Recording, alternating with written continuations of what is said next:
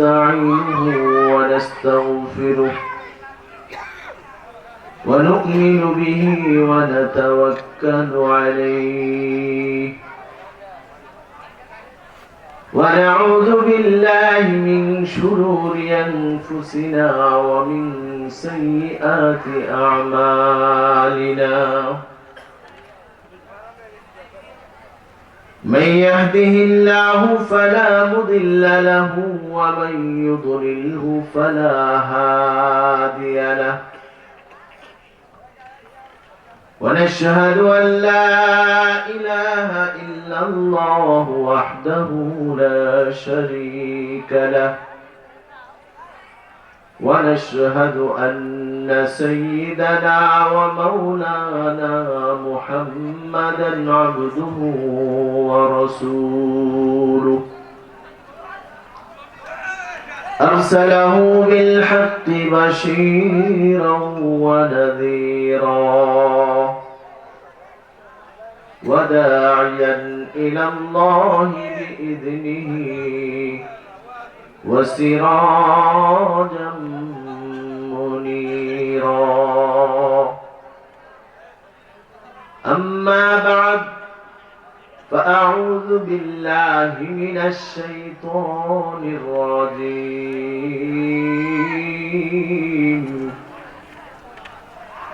بسم الله الرحمن الرحيم وقضى ربك ألا تعبدوا إلا إياه وبالوالدين إحسانا إما يبلغن عندك الكبر أحدهما أو كلاهما فلا تقل لهما أف ولا تنهرهما وقل لهما قولا كريما وقال تعالى في آية أخرى يا بني لا تشرك بالله إن الشرك لظلم عظيم وقال رسول الله صلى الله عليه وسلم من مات ولم يشرك بالله دخل الجنة ومن مات يشرك بالله دخل النار أو كما قال عليه الصلاة والسلام شكري محبة الشفاء درود شريف درود إبراهيمي اللهم صل على محمد وعلى آل محمد كما صليت على إبراهيم وعلى آل إبراهيم إنك حميد مجيد اللهم بارك على محمد وعلى آل محمد كما باركت على إبراهيم وعلى آل إبراهيم إنك حميد مجيد محبة الشتى ذكر كري لا إله إلا الله لا إله إلا الله جري لا إله إلا الله لا إله إلا الله لا إله إلا الله لا إله إلا الله لا إله أرجو لا إله لا إله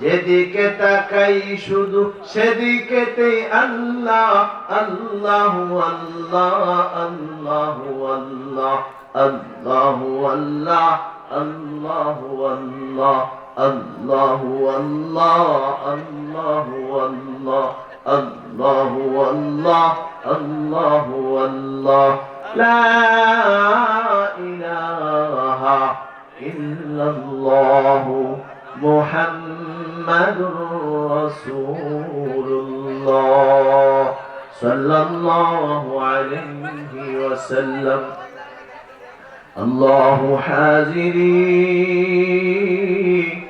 আল্লাহু নাযিরি আল্লাহু শাহিদি আল্লাহু মা'i اللهم طهر قلبي عمن سواك اللهم نور قلبي بنور معرفتك أبدا أبدا চরপাড়া বড়বাড়ি জামি মসজিদ ও যুব কল্যাণের উদ্যোগে আজকের এই ইসলামী মহাসম্মেলনের সম্মানিত সভাপতি পরিচালক প্রধান অতিথি আমার সামনে উপবিষ্ট স্টেজে অনেক বড় বড় উলামায়ে কেরাম সমবেত তাওহীদি জনতা আমার পর্দার আড়ালের মা ও বোনেরা যত দূর থেকে মাইকের আওয়াজ যাচ্ছে যার যার বাসায় যার যার অবস্থান থেকে দ্বীনি মাহফিল শুনছেন প্রত্যেকের কাছেই আমার সালাম নিবেদন করছি আসসালামু আলাইকুম ওয়া রাহমাতুল্লাহি ওয়া বারাকাতুহু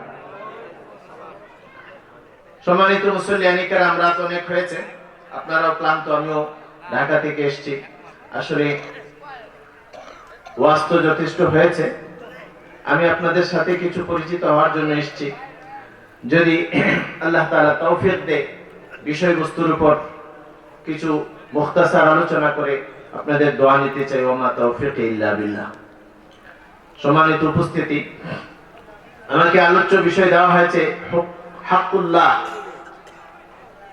আল্লাহর হক আল্লাহর হক বলতে কি বোঝায় আমি যে বান্দা আল্লাহ যে আমাকে সৃষ্টি করেছেন আমার উপর আল্লাহ তাআলার যে ইহসান সেটার শুকরিয়া স্বরূপ তার কিছু দায়িত্ব কর্তব্য আমার উপর আছে সেটা পালন করা সেটা কি করা পালন করা আল্লাহ তাআলা আমাকে কেন সৃষ্টি করেছে আল্লাহ তাআলা নিজেই কোরআনে কারীমে ঘোষণা করছেন ওয়ামা খালাকতুল জিন্না ওয়াল ইনসা ইল্লা লিয়াবুদুন ওয়ামা খালাকতুল জিন্না ওয়াল ইনসা ইল্লা লিয়াবুদুন আমি জিন ইনসান সৃষ্টি করতাম না করেছি শুধু কেবল ইবাদত করার জন্য কার ইবাদত আরো জোরে বলেন কার আল্লাহ ছাড়া কারো ইবাদত করা যাবে আল্লাহ ছাড়া কারো ইবাদতের উপযুক্ত আছে আমরা কালিমা পড়েছি লা ইলাহা ইল্লাল্লাহ কালিমার অর্থ কি আল্লাহ ছাড়া ইবাদতের উপযুক্ত আর কেউ লা মা'বুদা কি ইল বলেন লা মা'বুদা ইল্লাল্লাহ লা মাসজুদা ইল্লাল্লাহ ইবাদতের উপযুক্ত আল্লাহ ছাড়া আর কেউ নেই মাবুদ হওয়ার মতো যোগ্যতা একমাত্র আল্লাহ ছাড়া আর কারো আছে সিজদা পাওয়ার মতো যোগ্যতা আল্লাহ ছাড়া আর কারো আছে ইবাদত করতে হবে কার আল্লাহ আরো জেনে বলেন কার আল্লাহ আজকে ইবাদত বিভিন্ন মানুষের হয়ে যাচ্ছে মাখলুক তার ইবাদত করা হচ্ছে না বিভিন্ন জায়গায় একটা মাজার বানায় রাখে মানুষ যে তাকে সিজদা দেয় কথা বলেন ঠিক কিনা কোন মানুষ যদি অন্য মানুষকে সিজদা দেয় পীর বাবাকে সিজদা দেয় কোন একটা স্থাপনা মাজার মরা পীরকে জিন্দা পীরকে সিজদা দেয় তাইলে তার ঈমান থাকবে তাইলে ইবাদত করতে হবে কার আল্লাহ আরো জোরে বলেন কার আল্লাহ আল্লাহ পাক রব্বুল আলামিন বলেন ওয়া কাযা রাব্বুকা আল্লা তা'বুদু ইল্লা ইয়্যাহ। আল্লাহ পাক রব্বুল আলামিন চূড়ান্ত ফয়সালা করে দিয়েছেন, বান্দারে তুমি ইবাদত করবা, ইবাদত করতে হলে একমাত্র শুধু কেবল আমার ইবাদত করবা। বলুন না সুবহানাল্লাহ। কার ইবাদত? আল্লাহ। আর জোরে বলেন কার ইবাদত? আল্লাহ। আল্লাহর আল্লাহর ইবাদত করা হবে, আবার অন্যদের ইবাদত করা হবে, সেটা চলবে না। এটা রাস্তা বন্ধ করে দিয়েছে। আল্লাহ কি বলেছেন? ওয়াকাদা রাব্বুকা, চূড়ান্ত ফয়সালা আল্লাহর, আল্লাহ তা'বুদু, কারো ইবাদত করবা না, ইল্লা, শুধুমাত্র, ইয়্যা, তার আল্লাহ ছাড়া অন্য কারো ইবাদত করা যেমন জায়েজ না, আল্লাহর ইবাদতের পাশাপাশি অন্যদের ইবাদত করাও জায়েজ না, করা যাবে না। করলে ঈমান থাকবে? আমার ভাইরা, আল্লাহ পাক রব্বুল আলামিনের হক এটাই যে শুধু কেবল তারই ইবাদত করা হবে। এই জমিনে আল্লাহ তাআলার ইবাদত ছাড়া আর কারো ইবাদত যেন না হয়, সেটাই তিনি চান বান্দার কাছ থেকে। বান্দাটাকে আল্লাহ তাআলা নিজ কুদরতি হাতে মায়ের পেটে সৃষ্টি করেছেন। প্রতি 40 দিন অন্তর অন্তর আল্লাহ পাক রব্বুল আলামিন কত সুন্দর করে মায়ের পেটের ভিতরে, কত সূক্ষ্ম কারিগর তিনি, কি সুন্দর করে তার চেহারা অবয়ব সৃষ্টি করেছেন। লাকাদ খালাকনাল ইনসানা ফি আহসানি তাকওয়িম। মায়ের পেটে কত সুন্দর নিখুঁত শিল্পীর হাতে তার চেহারাটা বানাইছেন, তার চোখটা দিয়েছেন, পানি পানি চোখ, কিছুই নাই, হাড্ডি নাই, মাংস নাই, গোশত নাই, চামড়া নাই, আছে? পানির মধ্যে সাঁতার কাটে, এরকম একটা চোখ দিয়া সারাটা সুন্দর পৃথিবী সে দেখতে পারে। বলুন না সুবহানাল্লাহ। পানি কি মানে চোখ কি? পানি ছাড়া আর কিছু আছে? সুবহানাল্লাহ। এটা দিয়ে কি দেখা যায়? সারাটা পৃথিবীর সমস্ত সৌন্দর্য। এটা যদি না থাকে কেউ কিছু দেখতে পাবে? দিন না রাত সে বুঝতে পারবে? যার সেই জ্যোতি আল্লাহ কেড়ে নিয়েছেন অথবা জন্মগতভাবে দেন নাই, সে জানে এই সুন্দর পৃথিবীটা না দেখার আক্ষেপটা কি জিনিস। কথা বলেন ঠিক কিনা? আপনারা বসে আছেন, আমি বলতেছি, বলার যোগ্যতা আল্লাহ তাআলা আমাকে জবান দ্বারা দিয়েছেন। এক আরে আজীব কুদরতি জিনিস, তাই না? জবান নাড়াইতেছেন, কথা বের হইতেছে। বলুন না সুবহানাল্লাহ। হাড্ডি নাই, মাংস নাই, হাড্ডি নাই, কিছু নাই। অন্য অঙ্গ, যে এটা হাত কাটলে হাড্ডি আছে না ভিতরে? আঙ্গুলের ভিতরে হাড্ডি আছে না? আছে তো। জিহ্বার ভিতরে হাড্ডি আছে? সুবহানাল্লাহ। আমার ভাইরা, আমার এই হাতটাকে যদি কয়েক ঘন্টা পানির ভিতরে রাখি, আমার এই পাওটাকে যদি কয়েক ঘন্টা পানির ভিতরে রাখি, কয়েক ঘন্টা পানির ভিতরে রাখার পরে দেখা যাবে বেশিক্ষণ পানির মধ্যে থাকতে থাকতে এখানের যত রক্ত আছে সেগুলো জমাট বেঁধে যাবে। হ্যাঁ, যাবে না? ঠান্ডায় পানি কি হবে? রক্তগুলো জমাট বেঁধে যাবে, হাত অবশ হয়ে আসবে, চামড়াগুলো খোটা হয়ে যাবে, তাই না? বেশিক্ষণ পানির মধ্যে রাখা যাবে না। একজন মানুষ বেশিক্ষণ পানির মধ্যে থাকতে পারে না, তার সারা শরীর হিম হয়ে যায়, রক্ত চলাচল বন্ধ হয়ে যায়, মানুষটা মারা যায়। কথা বলেন ঠিক কিনা? আমার আল্লাহ আমার একটা যন্ত্র দিয়েছে যেটা সারাক্ষণ পানির মধ্যে থাকে। কথা বলেন ঠিক কিনা? কি সেটা? জিহ্বা। আমি হাত লড়াই, মুখ বন্ধ করে যদি হাত লড়াইতে থাকি, কথা বের হবে? কথা বলেন, কথা বের হবে? পাও লড়াই, কথা বের হবে?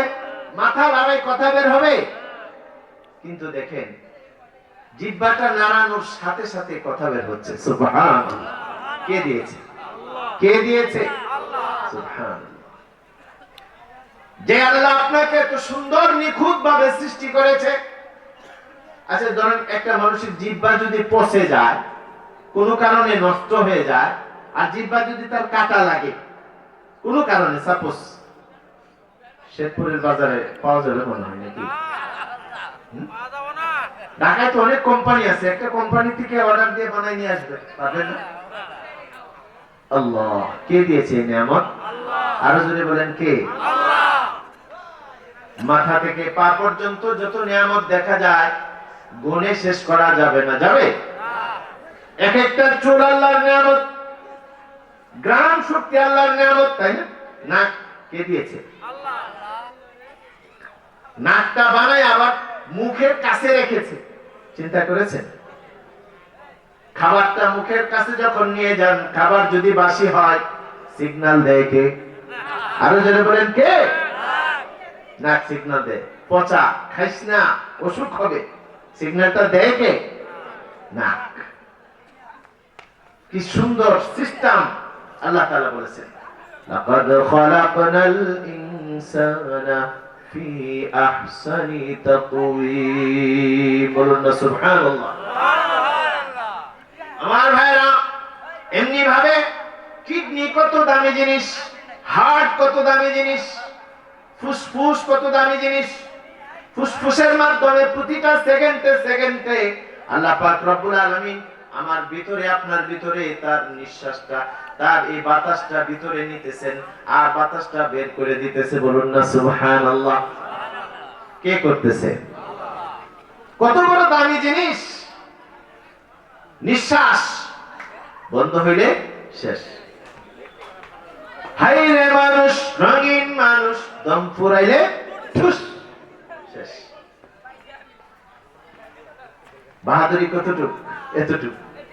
আমার ভাইরা, এই ফুসফুসটা যদি অকেজো হয়ে যায়, নিঃশ্বাস নেওয়ার ক্ষমতা যদি তার না থাকে, সারা পৃথিবীর সমস্ত ডাক্তাররা পেরেশান হয়ে যায়। কিছুদিন আগে, কয়েক বছর আগে করোনা এসেছিল পৃথিবীতে, আসছে না? আসছিল না?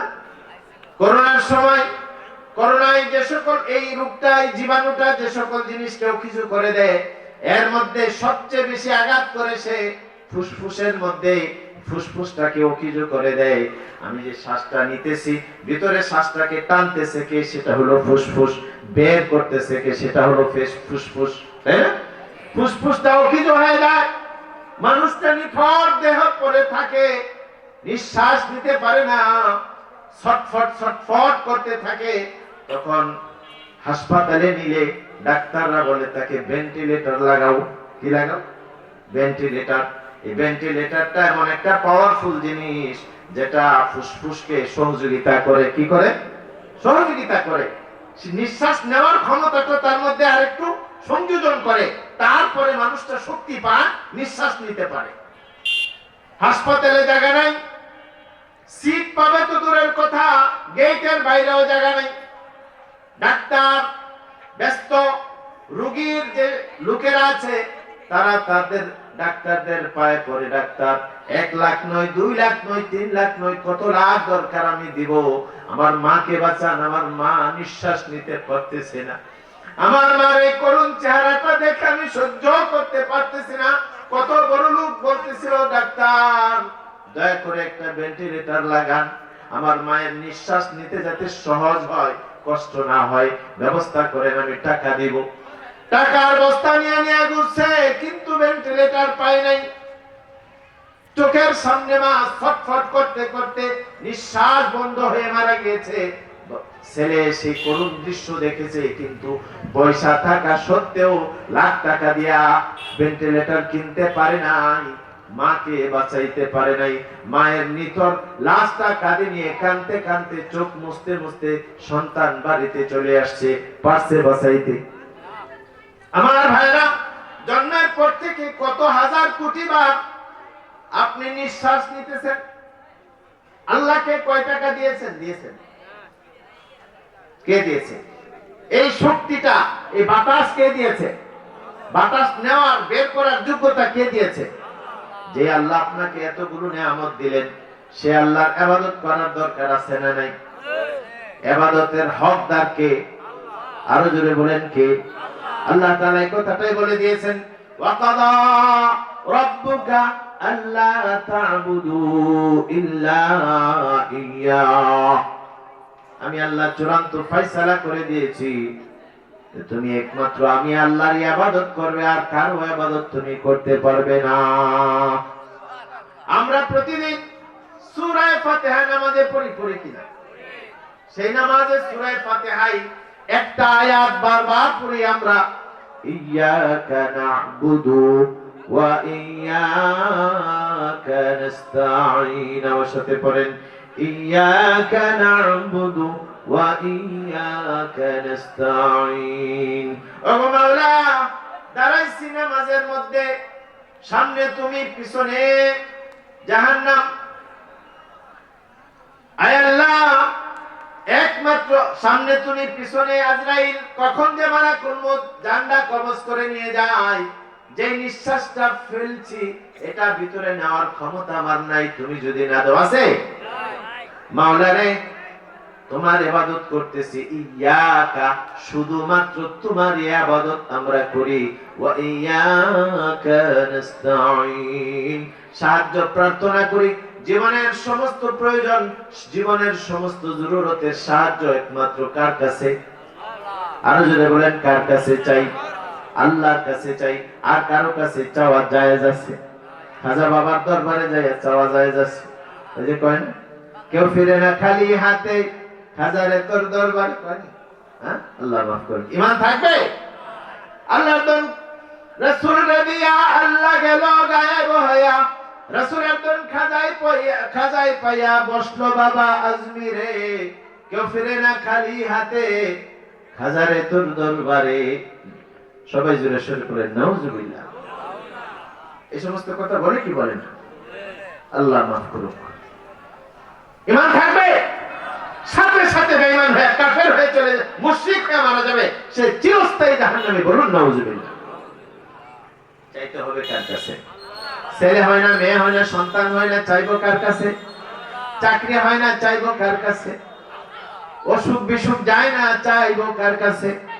আমার আল্লাহ প্রতিদিন সেহরির সময় হলে, শেষ রাত্রে এসে আসমানে দুনিয়ায় তিনি তো থাকেন আরশে। তিনি কোথায় থাকেন? আরশে।